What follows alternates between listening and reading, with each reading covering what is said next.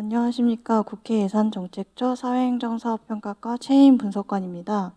지난 8월 22일 예정처에서 발간한 저출생 극복을 위한 영유아 교육 보육 지원 사업 평가 보고서에 대해 설명드리겠습니다. 해당 영상에서 설명드릴 내용은 총 4가지로 구성되어 있습니다. 먼저 분석 배경에서 현재 우리나라가 직면하고 있는 저출생 위기와 이를 극복하기 위한 영유아 교육 보육 지원의 현황, 그리고 영유아 교육 보육 지원 사업의 성과 분석과 유보 통합 관련 현안 분석, 그리고 결론 및 시사점 순서로 말씀드리겠습니다. 첫 번째로 분석 배경입니다.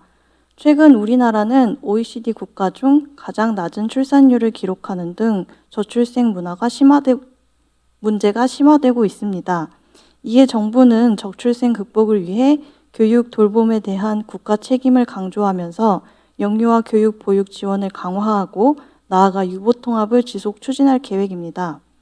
이에 본격적인 유보 통합 추진에 앞서 기존 영유아 교육 보육 지원 사업의 성과를 진단하고 향후 유보 통합 시 고려 사항을 제언하였습니다. 분석에 앞서 우리나라 영유아 교육 보육 지원의 현황을 말씀드리겠습니다. 우리나라 영유아 교육 보육 지원은 그림과 같이 유치원과 어린이집으로 각각 재정 지원이 이루어지는 이원화된 구조로 이루어져 있습니다. 구체적으로 유아교육 예산은 시도교육청의 교육비 특별회계 중 일부와 유아교육지원특별회계의 교육세분이 유치원으로 지원되고, 영유아 보육 예산은 보건복지부의 국고, 그리고 지방자치단체의 대응투자분과 자체사업비, 그리고 유특회계의 국고분이 시도교육청을 경유하여 지자체를 통해 어린이집으로 지원되는 구조입니다. 다음으로는 영유아 교육 보육 지원의 성과 분석 결과를 말씀드리겠습니다. 먼저 영유아 교육 보육 지원으로 영유아의 유치원 어린이집 이용률이 증가하고 학부모 부담 완화에 기여한 것으로 나타나고 있습니다. 정부는 학부모에게 보육료와 유아학비를, 그리고 기관에는 인건비와 운영비를 지원하고 있습니다. 이러한 지원에 따라 기관 이용률은 2012년 64%에서 2023년 85%로 증가하였으며, 2023년 학부모 만족도 조사에서 93%가 유아학비 지원이 가계 부담 완화에 긍정적인 영향을 미쳤다고 응답하였습니다. 다만 이와 같은 성과에도 불구하고 한계점도 나타나고 있었습니다. 첫 번째로는 국공립기관의 수요에 대한 대응이 부족하다는 것입니다.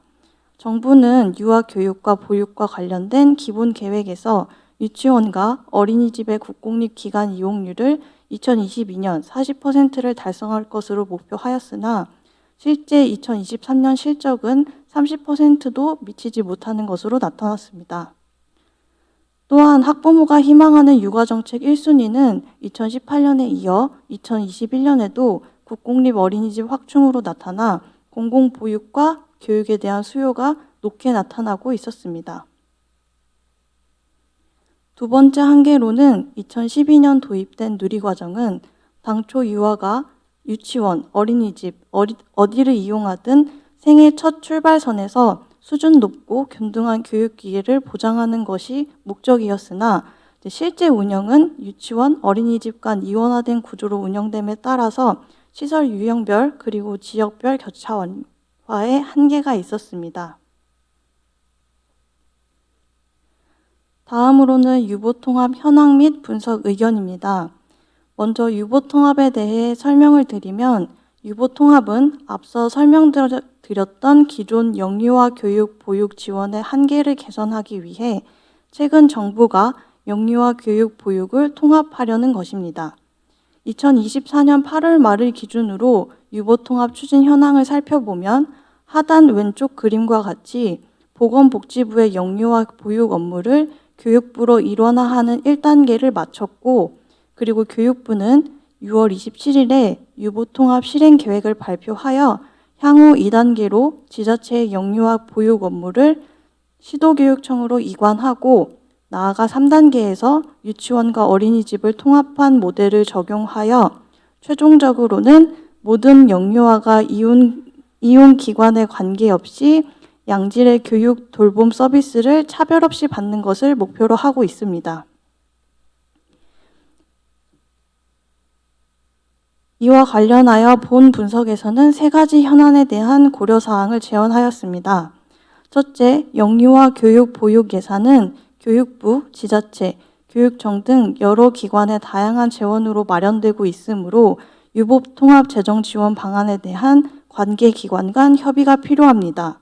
구체적으로 교육부는 지자체에서 지원하고 있는 보육 예산을 교육청으로 이관하여 지속 지원한다는 계획이지만, 그러나 이제 기존 지자체에서 재정 여건에 따라 자체적인 사업으로 편성하여 자율적으로 지원하던 예산까지 그대로 교육청으로 이관할 수 있을지에 대해서는 면밀한 검토가 필요한 것으로 보입니다.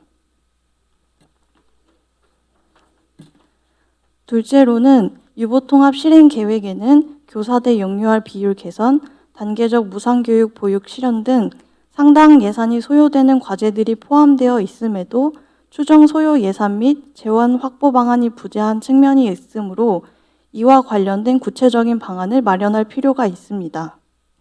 예정처에서는 유보통합 실행 계획에서 제시한 5대 상향 평준화 과제 중 교사대 영유아 비율을 목표에 맞게 개선한다면 최소 1조 5천억 원 가량이, 그리고 유아의 무상교육 보육 실현에 연간 약 2조 원이 소요될 것으로 보았습니다. 셋째, 유치원 어린이집 통합 현장에 대한 다각적인 검토가 이루어질 필요가 있습니다. 먼저 교육부는 통합교원 자격, 현직 교원의 자격 취득 방안 등을 24년 연말에 결정할 것이라고 발표하고 있어 현장의 필수적인 논의가 지속적으로 지연되고 있습니다. 이러한 논의의 지연은 현장의 혼선으로 이어질 수 있으므로 명확하고 구체적인 방안을 제시할 필요가 있습니다. 또한 해당 계획에서는 어린이집 보육 교사를 교원으로 전환하여 사학연금 가입 여부를 원장에게 선택적으로 부여할 계획이라고 밝혔으나, 이는 단기적으로 본인, 기관, 국가가 납부하는 보험료로 연금 수입이 증가할 수 있는 반면 중장기적으로는 연금 재정 지출에 확대되는 영향이 있을 수 있습니다. 마지막으로는 결론 및 시사점입니다. 먼저 저출생 위기 극복을 위해 영유아 교육, 보육의 공공성 확대와 질적 제고가 필요하다는 것입니다. 최근 공적 교육, 보육 서비스에 대한 학부모의 선호와 유아 교육, 보육 서비스의 질 제고에 대한 요구는 지속적으로 증가하고 있습니다. 따라서 영유아 교육, 보육에 대한 공공성을 확대하고 재정 지원 강화, 중장기적이고 안정적인 재원 확보 등을 통해서 학부모 부담을 실질적으로 경감하고 영유아 교육, 보육의 서비스 질을 제고할 수 있는 다양한 방안을 마련할 필요가 있습니다. 둘째로는 유보통합의 성공적인 안착을 위해 수요자 중심의 체계적이고 단계적인 추진이 필요합니다. 유보통합 실행 계획에서는 5대 상향 평준화 과제, 5대 유치원 어린이집 통합 과제, 3대 관리 체제 개선 과제를 담아 기존 유보통합의 논의를 구체화하였으나 유보통합이 실제 이루어지는 현장과 그 수요자인 영유아와 학부모들은 충분히 고려하지 못한 측면이 있습니다. 따라서 유보통합에 필요한 재원 확보 방안을 마련하고 재정 지원과 이관에 대한 이해관계자 간 협의, 그리고 영유아 교육, 보육 현장에 대한 다각적인 검토 등을 통해서 유보통합 계획을 보다 명확하게 구체화할 필요가 있으며 기존 시설 유형 간 격차를 고려하여 체계적이고 단계적인 추진이 필요하다고 보았습니다.